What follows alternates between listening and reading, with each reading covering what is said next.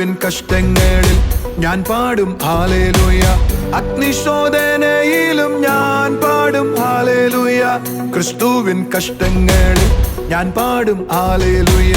അഗ്നിശോധനയിലും ഞാൻ പാടും hallelujah.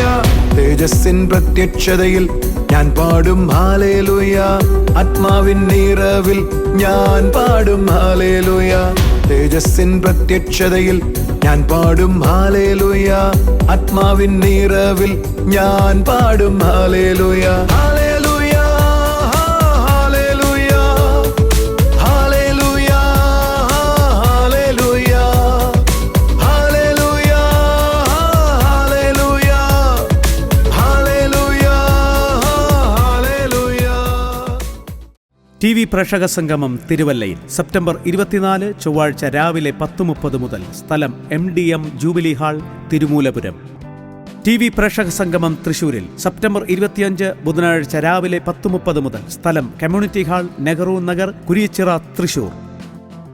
TV പ്രേക്ഷക സംഗമം എറണാകുളത്ത് സെപ്റ്റംബർ 26 വ്യാഴാഴ്ച രാവിലെ 10:30 മുതൽ. സ്ഥലം ടൗൺ ഹാൾ, നോർത്ത് റെയിൽവേ സ്റ്റേഷന് സമീപം. മിറക്കിൾ സൺഡേ അഞ്ചലിലും പാറശാലയിലും സെപ്റ്റംബർ 29 രാവിലെ 8:30 മുതൽ. Jesus world global worship centre Anchal. വൈകുന്നേരം 4:30 മുതൽ. ഷീല കല്യാണ മണ്ഡപം, പാറശാല.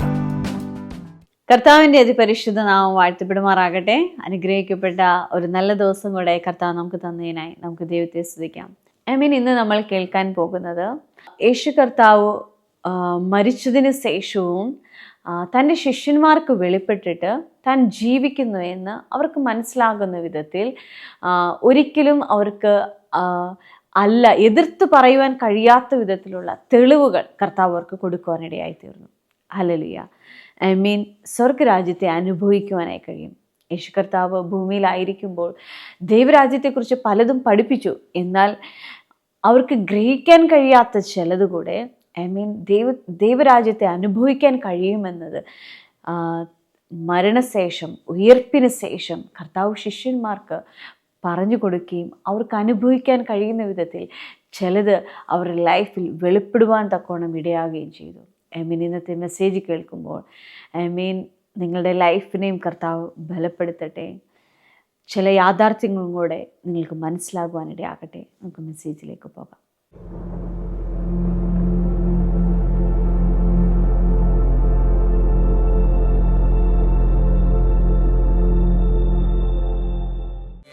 ഞാൻ കഴിഞ്ഞ ആഴ്ച ഒരു പ്രൊഫറ്റിക് വേർഡ് പറയുമ്പോൾ ഞാനിങ്ങനെ പറഞ്ഞു, ദൈവത്തിൻ്റെ തീയെ വെളിപ്പെടുത്തുന്ന, ദൈവത്തെ വെളിപ്പെടുത്തുന്ന ആളുകൾ ഇതിനകത്തുനിന്ന് എഴുന്നേറ്റ് വരും. അസാധാരണമായതെന്തോ എൻ്റെ ദൈവത്തിന് ചെയ്യുവാനുണ്ട്. എൻ്റെ കൂടെ ഉണ്ടെങ്കിൽ ഹല്ലേലൂയ പറഞ്ഞേട്ടെ.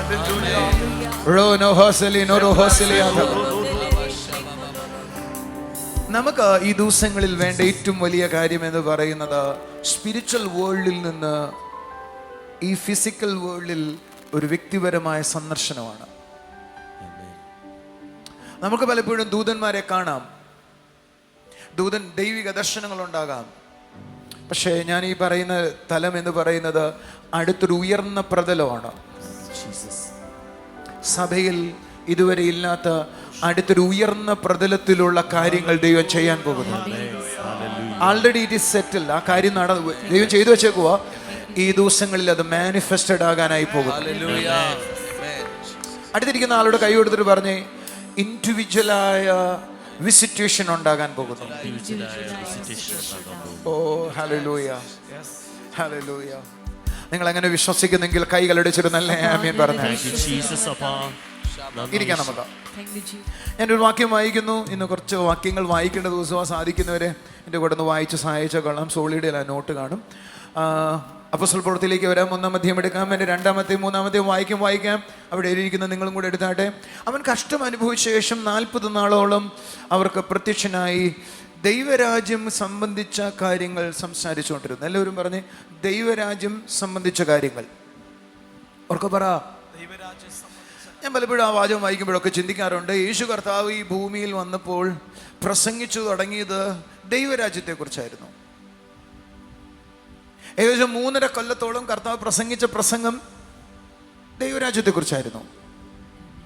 ദൈവരാജ്യത്തെക്കുറിച്ച് ധാരാളം കർത്താവ് ഉപമകൾ പറഞ്ഞു. സാധിക്കുമെങ്കിൽ അടുത്ത ആഴ്ചയോ എൻ്റെ അടുത്ത ആഴ്ചയോ നമുക്കിത് തൊടാം. ദൈവരാജ്യത്തെക്കുറിച്ച് ധാരാളം ഉപമകൾ പറഞ്ഞു. ദൈവരാജ്യത്തെക്കുറിച്ച് ധാരാളം ആശയങ്ങൾ ദൈവം പറഞ്ഞു. ദൈവരാജ്യം നിങ്ങളുടെ ഇടയിൽ ഉണ്ടെന്ന് കർത്താവ് പറഞ്ഞു. നിങ്ങൾ എൻ്റെ കൂടെ ഉണ്ടോ? ദൈവരാജ്യം ഉള്ളത് കൊണ്ടാണ് ഞാൻ ഭൂതങ്ങളെ പുറത്താക്കുന്നതെന്ന് പറഞ്ഞു. നിങ്ങളൊരു കൂടെ ഉണ്ടോ? ഒരു ഹല്ലേലൂയ പറയാമോ? എന്ന് പറഞ്ഞ ദൈവരാജ്യത്തിന്റെ ഒരു വലിയ വെളിപ്പെടുത്തലുകൾ യേശു കർത്താവിലൂടെയാണ് ആദ്യം നമ്മൾ കേൾക്കാൻ തുടങ്ങിയത്. പക്ഷെ ഞാനിപ്പോഴും വായിക്കുന്നത് എന്നാന്നറിയോ? വീണ്ടും എഴുതിയിരിക്കുന്നത് വീണ്ടും എന്തൊക്കെയോ വീണ്ടും കർത്താവ് പഠിപ്പിച്ചെന്നാണ്. അതെന്താന്നൊരു പിടിയുമില്ല. എഴുതിയിരിക്കുന്നവരോട് പറഞ്ഞാൽ അതെന്താന്നൊരു പിടിയുമില്ല.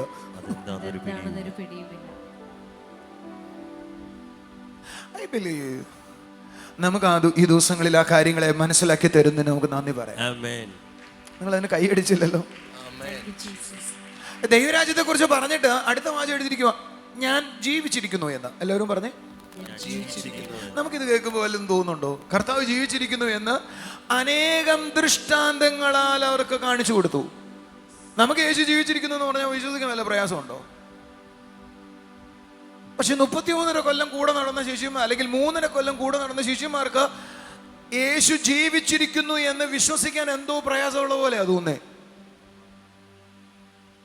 3.5 കൊല്ലം യേശുവിന്റെ കൂടെ നടന്ന ശിഷ്യന്മാരെ താൻ ജീവിച്ചിരിക്കുന്നു എന്ന് പല ദൃഷ്ടാന്തങ്ങളിലൂടെ കർത്താവ് കാണിച്ചു കൊടുത്തിരിക്കുക. അവിടെ എഴുതിയിരിക്കുന്നത് മെനി ഇൻഫാലിബിൾ പ്രൂഫ്സ് എന്ന് എഴുതിയിരിക്കുന്നത്. തെറ്റുപറ്റാത്ത ധാരാളം തെളിവുകളിലൂടെ ഞാൻ ജീവിച്ചിരിക്കുന്നു എന്ന് കർത്താവ് കാണിച്ചു കൊടുത്തു. തെറ്റുപറ്റാത്ത അനേക തെളിവുകളിലൂടെ. അടുത്തിരുത്തുകാർ കൈ കൊടുത്തിട്ട് പറ, തെറ്റുപറ്റാത്ത അനേക തെളിവുകളിലൂടെ. എന്തായിരുന്നു കാണിച്ചു കൊടുത്തത്? താൻ ജീവിച്ചിരിക്കുന്നു എന്ന് കാണിച്ചു കൊടുത്തു. ശിഷ്യന്മാരുടെ ശുശ്രൂഷയുടെ ബാക്ക് ബോൺ എന്താണ്? അവരുടെ കോൺഫിഡൻസ്, അല്ലെങ്കിൽ അവരുടെ അസാധാരണമായ ധൈര്യം, അവരുടെ അസാധാരണമായ, അവർ കൊല്ലുമെന്ന് പറഞ്ഞാലും മരണമെന്ന് പറഞ്ഞാലും അവർക്ക് ഭയമില്ലായിരുന്നു. അവർ അസാധാരണമായ ലോകത്തെ കീഴ്മേൽ മറിക്കുന്നവരായിരുന്നു. അതിന്റെ കാരണം എന്തായിരുന്നു? നമുക്ക് ഒറ്റ ഉത്തരം നമുക്ക് മനസ്സിലാക്കാം. ഒറ്റ ഉത്തരത്തിൽ പറഞ്ഞാൽ അവരുടെ അകത്ത് നമുക്ക് ഇന്ന് അനുഭവിക്കാൻ കഴിയാത്ത ഏതോ ഒരു രഹസ്യം അവരുടെ അകത്ത് കോൺഫിഡൻസ് ആയിട്ടുണ്ടായിരുന്നു. ഒരു നല്ല ഹല്ലേലൂയ പറഞ്ഞേ. അതെന്താന്ന് ചോദിച്ചാൽ ഞാൻ ഇങ്ങനെ പറയും, നമ്മുടെ വീടിന്റെ അടുക്കലുള്ള ഒരാള് മരിച്ചുപോയെന്ന് വിചാരിക്കും. അയാൾ 3 ദിവസം കഴിഞ്ഞിട്ട് നിങ്ങളുടെ വീട്ടിൽ വന്ന നിങ്ങളുടെ സ്ഥിതി എന്തായിരിക്കും? നിങ്ങൾ തന്നെ ശവപ്പെട്ടിയിലാക്കിയത് കണ്ടു, ചിത കൊടുക്കുന്നത് കണ്ടു, കത്തിച്ച് കളയുന്നത് കണ്ടു, അല്ലെങ്കിൽ സെമിട്രി കൊണ്ട് ഈ സെല്ലിനകത്ത് കുഴിച്ചിടുന്നത് കണ്ടു, അല്ലെങ്കിൽ മണ്ണിൻ്റെ അടി കുഴിച്ചിടുന്നത് നിങ്ങൾ കണ്ടു. Just imagine. അയാൾ 3 ദിവസം കഴിഞ്ഞ് വീട്ടിൽ തിരിച്ചു കയറി വന്നുള്ള സ്ഥിതി എന്ന് ചിന്തിക്കാവോ? അടുത്ത ശവസംസ്കാരം നിങ്ങളുടെ ആയിരിക്കും. ശിഷ്യന്മാരുടെയും പ്രശ്നം അത് തന്നെയായിരുന്നു. നമുക്കിപ്പോ അത് പ്രശ്നമല്ലാതിരിക്കുന്നത് പോലെയല്ല ശിഷ്യന്മാർക്കായിരുന്നത്. അവർക്ക് 3 ദിവസം മുമ്പ് മരിച്ചുപോയ ആള് വീണ്ടും ഞങ്ങളുടെ കണ്ണുകൾക്ക് കാണുന്ന വിധത്തിൽ തിരിച്ചു വന്നിരിക്കുകയാണ്. അവർക്ക് മനസ്സിലായി ആ തിരിച്ചു വന്ന സ്ഥലവും ആ തിരിച്ചു വന്നതിൻ്റെ കാരണവും തിരിച്ചു വന്നത് സത്യമാണെന്നും അങ്ങനൊരു യാഥാർത്ഥ്യ ജീവിതം ഉണ്ടെന്നും അവരുടെ അകത്തേക്ക് കയറിയതാണ് വാസ്തവത്തിൽ അവരുടെ ശുശ്രൂഷയുടെ ബലം എന്ന് പറയുന്നത്. ഓ, അടുത്തിരിക്കുന്നവരോട് പറ, അവർ തിരിച്ചു വന്ന സ്ഥലം, അവർ തിരിച്ചു വന്ന, അല്ലെങ്കിൽ യേശു തിരിച്ചു വന്ന ഇടം, എവിടുന്നാ വന്നത്, എങ്ങനെയാ വന്നത്, എന്താണ്, അവൻ ജീവിച്ചിരിക്കുന്നു എന്ന ആ ഉറപ്പാണ് അവരുടെ ശുശ്രൂഷയെ മുഴുവൻ മാറ്റിക്കളയുവാൻ കാരണമായത്. ഇന്ന് പകൽ നമ്മുടെ അകത്തു നിന്നും ആ ചിന്തകൾ, ലോക ചിന്തകൾ മാറിയിട്ട് നമ്മുടെ അകത്തും ശിഷ്യന്മാർക്ക് നൽകിയ അതേ കോൺഫിഡൻസ് ഉണ്ടാകാൻ പോകും. നമ്മളൊരു വാക്യത്തിലേക്കും കൂടെ വരാം, ഒരു വാക്യത്തിലേക്കും കൂടെ വരാം. യോഹന്നാന്റെ ലേഖനങ്ങളിലേക്ക് വരാം.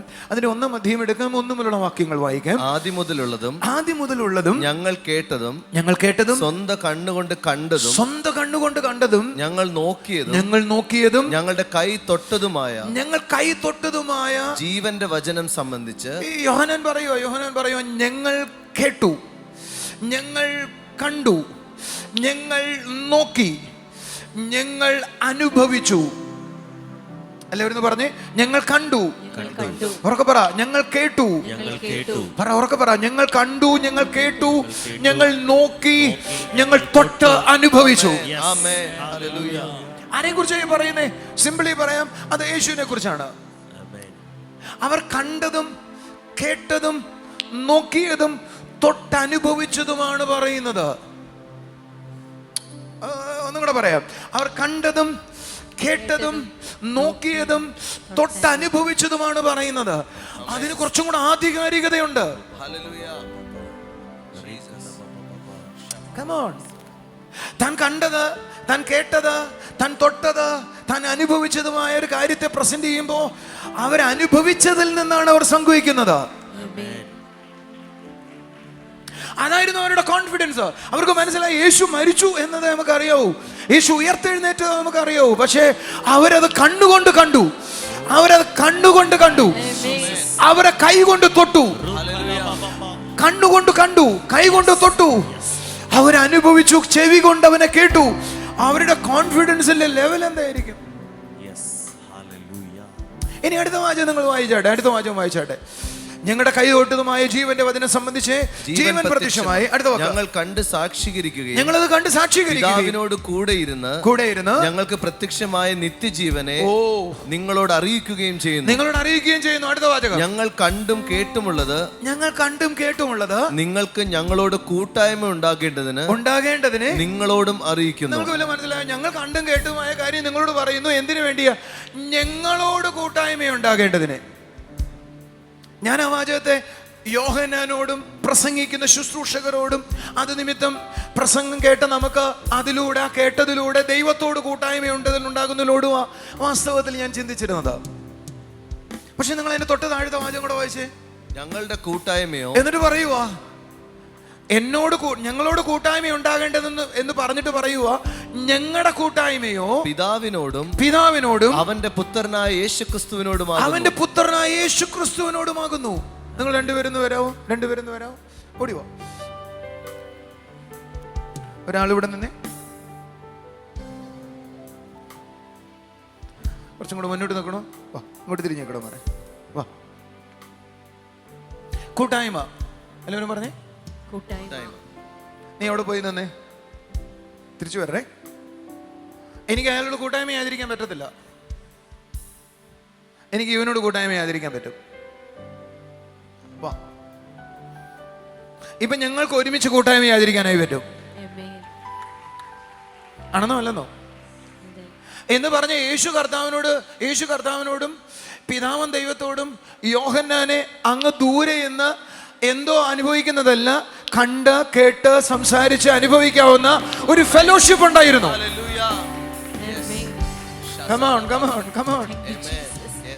എന്ന് പറഞ്ഞാൽ മരിച്ചുയർത്തെഴുന്നേറ്റ യേശു അവർക്ക് അന്യനായിരുന്നില്ല, എവിടോ ഇരിക്കുന്ന ദൈവമായിരുന്നില്ല.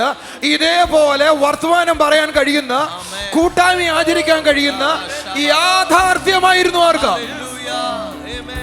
കൂടെ ഉണ്ടെങ്കിൽ കൈയടിച്ചു ആമേൻ പറ.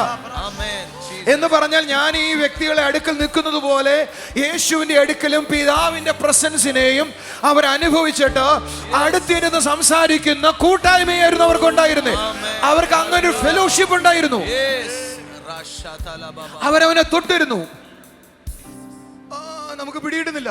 അവർക്ക് അവനെ തൊടാൻ കഴിഞ്ഞിട്ട് അവനെ നേരിട്ട് കേട്ടിരുന്നു, അവരവനെ നോക്കിയിരുന്നു. യേശു പറഞ്ഞ, യോഹന്നാൻ പറഞ്ഞത്, ആ സ്ഥലത്തേക്കാണ് ഞാൻ നിങ്ങളെ കൊണ്ടുവരുന്നതെന്നാ. എല്ലാവർക്കും ഇത് പിടികിട്ടിയെന്ന് എനിക്ക് അറിയത്തില്ല. ഞാൻ നിങ്ങളെ പറയാം, അതേ പൊസിഷനിലേക്കാണ് യേശു നിങ്ങളെ വിളിക്കുന്നതെന്ന്. ദർശനം കാണുന്ന കാര്യമല്ല, വെളിപ്പാട് പറയുന്ന കാര്യമല്ല, പകരം ഇങ്ങനൊരു കൂട്ടായ്മ യോഹന്നാൻ ഉണ്ടായിരുന്നെന്ന്. അതേ സ്ഥലത്തേക്ക് യേശുവിന് നിങ്ങളെ കൊണ്ടുവരണമെന്ന് ആഗ്രഹമുണ്ടെന്ന്. ആവാജ് ഒന്ന് വായിച്ചേ. ആവാജ്, ഞങ്ങളുടെ കൂട്ടായ്മയോ പിതാവിനോടും അവന്റെ പുത്രനായ യേശുക്രിസ്തുവിനോടും ആകുന്നു. ആ കൂട്ടായ്മയിലേക്കാണ് എന്നെ വിളിച്ചിട്ടുള്ളത്, നിന്നെ വിളിച്ചിട്ടുള്ളത് എന്ന് ഇവിടെ ഇരിക്കുന്ന ഓരോരുത്തരെയും കൂടെ ഉണ്ടെങ്കിൽ തുള്ളിച്ചാടിയിട്ട് പറ, എന്നെ അവിടേക്കാ വിളിച്ചിട്ടുള്ളത്. നിങ്ങൾക്ക് ഇതിന്റെ ഗൗരവം കുറച്ചും കൂടെ മനസ്സിലാക്കി തരാം. യേശു കർത്താവ് ശിഷ്യന്മാരോട് നിക്കോദിമസിനോട് ഒരു വാചകം പറഞ്ഞു, നീ വീണ്ടും ജനിക്കുന്നില്ല എങ്കിൽ ദൈവരാജ്യം കാണാൻ നിനക്ക് കഴിയത്തില്ല. നമ്മൾ ഒത്തിരി എടുത്ത വാചകമാ. എന്ന് പറഞ്ഞാൽ വീണ്ടും ജനിച്ച ആൾക്ക് എന്ത് ചെയ്യാം? ദൈവരാജ്യം കാണാം, ദൈവരാജ്യം അനുഭവിക്കാം. നമ്മൾ വിചാരിച്ചിരുന്നത് ദൈവരാജ്യം കാണുക എന്ന് പറയുന്നതിനെ കുറിച്ച് നമ്മുടെ ഉള്ളിലുള്ള സങ്കല്പം വേറെയാ. പക്ഷേ വേദപുസ്തകം പറയുന്നത് കാണാം, വേദപുസ്തകം പറയുന്നത് എക്സ്പീരിയൻസ് ചെയ്യാം. എന്റെ കൂടെ ഉണ്ടോ? ഒരു ഹല്ലേലൂയ പറ. ഈ പകൽ ഈ ചർച്ചിനോടൊരു ദൂത് എനിക്ക് പറയാനുണ്ട്. ചിലരെ അടുത്തൊരു പ്രതലത്തിലേക്ക് വരികയാണ്.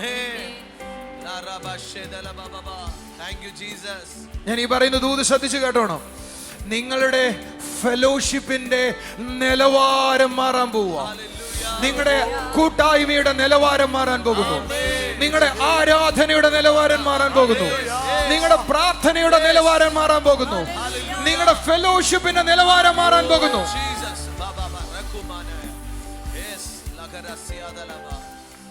എന്ന് പറഞ്ഞാൽ ഞാനാണ് കുറച്ചു നേരത്തിന് യേശു എന്ന് വിചാരിച്ചു, ഇത് യോഹന്നാനെന്ന് വിചാരിച്ചു. യേശു യോഹന്നാന്റെ അടുക്കൽ ചെന്നിട്ട് അവനുമായൊരു ഫെലോഷിപ്പ് സ്ഥാപിക്കുകയാണ്. മരിച്ചു ഉയർത്തെഴുന്നേറ്റതിനു ശേഷം നമുക്ക് അങ്ങനെ ഒന്ന് ഡ്രീം ചെയ്യാൻ പറ്റുമോ? അങ്ങനെ ഒന്ന് ചിന്തിക്കാൻ പറ്റുമോ? യോഹന്നാൻ പറയുവാ, എനിക്ക് കാണാം, എനിക്ക് കേൾക്കാം, എനിക്ക് നോക്കാൻ കഴിഞ്ഞു, എനിക്കിന്ന് അനുഭവിക്കാൻ കഴിയുന്നുണ്ട്. അവിടേക്കാ നീയും വരേണ്ടത്. പിശാച് നമ്മളെ കളിപ്പിച്ച സ്ഥലത്തേക്ക് നിങ്ങളെ കൊണ്ടുപോകട്ടെ. പിശാച് നമ്മളെ കളിപ്പിച്ച സ്ഥലം. കാണാതെ വിശ്വസിക്കുന്നവരാണ് ഭാഗ്യവാന്മാർ. ഹല്ലേലൂയ. കാണാതെ വിശ്വസിക്കുന്നവരാണ് ഭാഗ്യവാന്മാർ. ഞാൻ അതിനെതിരല്ല. യേശു കർത്താവ് ജീവിക്കുന്നു എന്ന് നമ്മൾ കാണാതെ വിശ്വസിക്കുന്നുണ്ട്. അതുകൊണ്ട് കണ്ടുകൂടാ എന്ന് ബൈബിളിൽ എവിടെ എഴുതിയിട്ടില്ല. അതുകൊണ്ട് യേശു പറഞ്ഞില്ല ഇനി നിങ്ങൾക്ക് ആർക്കും എന്നെ കാണാൻ പറ്റത്തില്ല, അതേ വഴിയുള്ളെന്ന് കർത്താവ് പറഞ്ഞില്ല. പകരം അടുത്തിരിക്കുന്നവരോട് പകരം യേശുവിനെ കണ്ടുമുട്ടിയവരല്ല അവനെ കണ്ടു. അതാരും പ്രസംഗിക്കുന്നില്ല. കാണാതെ ഇരിക്കുന്നവർ ഭാഗ്യവാന്മാരെന്നേ പ്രസംഗിക്കുന്നുള്ളൂ. കാണാതെ വിശ്വസിച്ചവർ ഭാഗ്യവാന്മാർ. അതുകൊണ്ട് കാണണ്ട, അതുകൊണ്ട് കാണണ്ട, അതുകൊണ്ട് കാണണ്ട എന്നൊരു ചിന്ത അകത്ത് കയറിയിരിക്കുക. അതുകൊണ്ട് കാണണ്ട എന്ന ചിന്ത മാത്രമല്ല, കാണത്തില്ല എന്നൊരു ചിന്തയും കൂടെ തലയിൽ കയറി. വേറൊരാളുടെ തലയിൽ കയറി. അനുഭവങ്ങളൊന്നും ഇല്ലെങ്കിലും കുഴപ്പമില്ല, ദൈവം നമുക്ക് അനുഭവങ്ങളൊന്നും തന്നില്ലെങ്കിലും കുഴപ്പമില്ല, ദൈവം ഉണ്ടെന്ന് വിശ്വസിക്കുന്ന ഭാഗ്യപദവി. ഞാനതിനൊന്നും എതിരല്ല.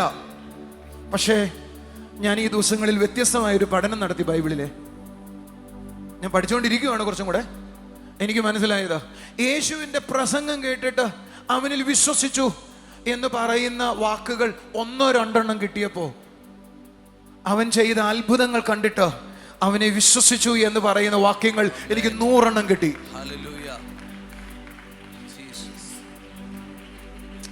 അടുത്തിരിക്കുന്നവരോട് പറ, യേശുവിന്റെ പ്രസംഗം കേട്ടിട്ട് വിശ്വസിച്ചവരെക്കാളും ഉണ്ടോ? ശ്വാസം പോകുന്ന കാര്യം. ഇത് യൂട്യൂബിൽ പോകുമെന്ന് എനിക്കറിയാം. ഞാൻ എന്തെങ്കിലും പറഞ്ഞാൽ നിങ്ങൾ എന്നെ വെച്ചേക്കത്തില്ലെന്നും അറിയാം. ഞാൻ എന്തെങ്കിലും അല്ല പറയുന്നത്. എനിക്ക് വേദപുസ്തക അടിസ്ഥാനമുണ്ട്, അത് വായിക്കാൻ പറ്റത്തില്ലാത്തതുകൊണ്ടാണ്. ഇനി വേണമെന്നുണ്ടെങ്കിൽ അടുത്ത ആഴ്ച അത് തന്നെ പ്രസംഗിച്ചേക്കാം. പക്ഷെ എന്റെ സബ്ജക്റ്റ് മാറിപ്പോവും. അല്ലെങ്കിൽ ദിവസം ഏതെങ്കിലും ദിവസം പ്രസംഗിച്ചേക്കാം. നിങ്ങൾക്ക് യൂട്യൂബിൽ ആ മെസ്സേജ് ഉണ്ടായാൽ മതിയല്ലോ. എനിക്ക് മനസ്സിലായത്, യേശു ചെയ്ത പ്രവർത്തികൾ കണ്ടിട്ട്, യേശു ചെയ്ത പ്രവർത്തികൾ കണ്ടിട്ട് ഞാൻ പഠിക്കുന്നതായതുകൊണ്ട് ഇതിനകത്ത് കിടപ്പുണ്ട് കേട്ടോ. പിന്നെ വായിച്ചു പോകാൻ എനിക്ക് പാടുന്നില്ല. യോഹന്നാൻ 4:45. അവൻ ഗലീലയിലെത്തിയപ്പോൾ ഗലീലക്കാർ തങ്ങളും പെരുന്നാളിന് പോയി. അവൻ യെരൂശലേമിൽ വെച്ച് പെരുന്നാളിൽ ചെയ്ത ഒക്കെയും കണ്ടതുകൊണ്ട് അവനെ അംഗീകരിച്ചു. പ്രവാചകനെ അത് വായിക്കേണ്ട കാര്യമില്ല. യോഹന്നാൻ 4:50 വാക്യങ്ങൾ എൻ്റെ ഭാഷയിൽ പറഞ്ഞ ഓരോ വാക്യങ്ങളിലും തെളിവാക്കുന്നത് അവനെ അംഗീകരിക്കാൻ കാരണമായത് അവന്റെ പ്രസംഗമായിരുന്നില്ല, അവന്റെ അത്ഭുതങ്ങളായിരുന്നു യേശുവിനെ അവർ അംഗീകരിച്ചത്. യേശു മരിച്ചു എന്ന് ശിഷ്യന്മാർ അറിഞ്ഞപ്പോൾ, അല്ലെങ്കിൽ യേശുവിനെ സ്നേഹിച്ചിരുന്നവർ അറിഞ്ഞപ്പോൾ, ആ അധ്യായം ക്ലോസ് ആയെന്നാണ് അവർ ചിന്തിച്ചത്. എന്നാൽ കർത്താവ് അവരോട് പറഞ്ഞിരുന്നു 3 നാൾ കഴിഞ്ഞ് ഉയർത്തെഴുന്നേൽക്കുമെന്ന്. പക്ഷേ മനുഷ്യർക്കത് വിശ്വസിക്കാൻ പ്രയാസമായിരുന്നു. എന്നാൽ കർത്താവ് അവരുടെ അടുക്കൽ വന്ന് അവരോട് സംസാരിച്ചും അവരുടെ അടുക്കൽ നിന്ന് ഭക്ഷിച്ചും അവർക്ക് മനസ്സിലാക്കി കൊടുത്തു താൻ ഇപ്പോഴും ജീവിച്ചിരിക്കുന്നുവെന്ന്. നമ്മളെ കർത്താവ് വിളിച്ചത് പിതാവ്, പുത്ര, പരിശുദ്ധാത്മാവെന്ന കൂട്ടായ്മയിലേക്കാണ്.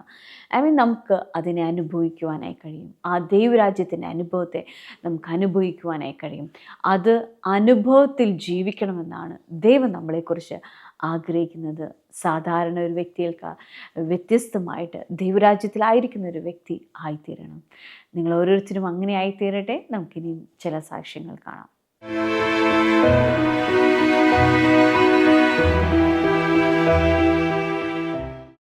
ബ്രദറെ, ഈ സിസ്റ്റർ തൃശ്ശൂരിൽ നിന്നാണ് വരുന്നത്. സിസ്റ്ററിൻ്റെ പേര് അഞ്ജന എന്നാണ്.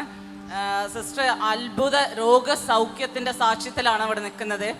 സിസ്റ്ററിൻ്റെ വയറ്റിൽ യൂട്രസിൽ ഒരു സിസ്റ്റർ ഉണ്ടായിരുന്നു.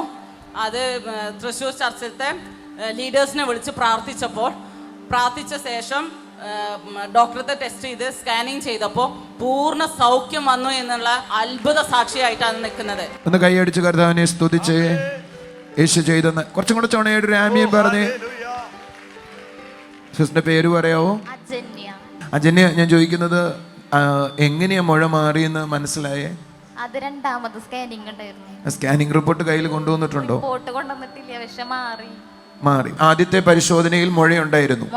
ഈ മുഴയുണ്ടായിരുന്നോണ്ട് മോൾക്ക് എന്തായിരുന്നു പ്രയാസം ഉണ്ടായിരുന്നത്? എനിക്ക് വയറ് നല്ല വേദന ഉണ്ടായിരുന്നു, ഇടയ്ക്കിടയ്ക്ക് വയറ് വേദന എടുക്കും. അങ്ങനെയാണ് ഡോക്ടറെ കൊണ്ട് കാണിച്ചത്. വെയിറ്റ് കൂടാൻ തുടങ്ങി. ഏത് ഹോസ്പിറ്റലാണ് കാണിച്ചത്? ആദ്യം ഇരിഞ്ഞാലക്കുട. പിന്നെ ഏത് ഹോസ്പിറ്റലാണ് രണ്ടാമത് സ്കാൻ ചെയ്തത്? മെഡിക്കൽ കോളേജിലാണ് രണ്ടാമത് സ്കാൻ ചെയ്തത്. അവിടെ വെച്ചാണ് ഡോക്ടേഴ്സ് പറഞ്ഞത് മുഴ ശരീരത്തിലില്ല, മാറിപ്പോയി എന്ന് പറഞ്ഞത്. ഒന്ന് കൈയടിച്ചു കർത്താവിനെ സ്തുതിച്ചേ. ഒരു സാക്ഷ്യം കൂടെ പറയാനുണ്ടെന്ന് പറയുന്നത് കേൾക്കാം. രണ്ടാമത്തെ ഒരു സാക്ഷ്യം പറയുന്നത്, സിസ്റ്ററിന്റെ വീടിന്റെ ആധാരം ബാങ്കിലായിരുന്നു. അത് എടുക്കാൻ ഒരു വിധത്തിലും സാധ്യമല്ല. സാമ്പത്തികമായിട്ട് സഹായിക്കാനോ അല്ലെങ്കിൽ സ്വർണം പണയം വെച്ച് വെക്കാനോ ഒന്നിനും ഒരു സാധ്യമല്ലാത്ത ഒരു സമയത്ത് അമ്മ ജോലി ചെയ്യുന്ന വീട്ടിലത്തെ അവർ പറഞ്ഞു, ഞാൻ മുഴുവൻ അടച്ച് നിങ്ങളുടെ ആധാരം തിരികെ എടുത്ത് തരാം എന്ന് പറഞ്ഞ് അത് ഇപ്പൊ എടുത്ത് കൊടുത്തു എന്നാണ് പറയുന്നത്. അങ്ങനെയുള്ള നല്ല മനുഷ്യരും ഉണ്ട്. അതിന്റെ ആധാരം കിട്ടിയിട്ടുണ്ട്, പക്ഷെ അതിന്റെ ഫോട്ടോ ഫോണിലുണ്ട് എന്നാണ് സിസ്റ്റർ പറയുന്നത്. കുഴപ്പമില്ല. നിങ്ങള് അമ്മ നിൽക്കുന്ന വീട്ടിലെ ആളുകളുടെ പേരെന്തുവാ? മാത്യൂസ്. ആ കുടുംബത്തിന് വേണ്ടി ഒന്ന് പ്രാർത്ഥിച്ചേ. അങ്ങനെയുള്ള ആളുകളൊക്കെ കുറവാ നാട്ടിലെ. നമുക്ക് ആ മാത്യൂസിനെ അനുഗ്രഹിച്ചൊന്ന് പ്രാർത്ഥിക്കാം. അനേകം മാത്യൂസ്മാർ എഴുന്നേക്കട്ടെ. സഹായിക്കാൻ മനസ്സുള്ള ആളുകൾ രാജ്യത്തുണ്ടാകട്ടെ. നിങ്ങൾ ഇതിനെന്താ കൈയടിക്കാത്ത? കർത്താവേ, മാത്യൂസിനെ ഞങ്ങൾ അനുഗ്രഹിക്കുന്നു. കർത്താവേ, ഇങ്ങനെ സഹായിക്കാൻ കഴിയുന്ന മനസ്സുള്ള ആളുകൾ ഉണ്ടാകട്ടെ. അപ്പൊ ഇതൊരു അത്ഭുതമാണ്. തന്റെ വീട്ടിൽ നിൽക്കുന്ന വേലയ്ക്ക് നിൽക്കുന്ന ഒരാൾക്ക് വേണ്ടിയിട്ട് ആധാരം പണയം എടുത്തു കൊടുക്കുക എന്ന് പറയുന്നത് ഒരു മനസ്സാണ്. കർത്താവിന്റെ കൃപയാണ്. ആ വീടിനോട് ദൈവം ചെയ്ത കൃപയ്ക്കായി നന്ദി. Thank you. TV പ്രേക്ഷക സംഗമം തിരുവല്ലയിൽ സെപ്റ്റംബർ 24 ചൊവ്വാഴ്ച രാവിലെ 10:30 മുതൽ. സ്ഥലം MDM ജൂബിലി ഹാൾ, തിരുമൂലപുരം.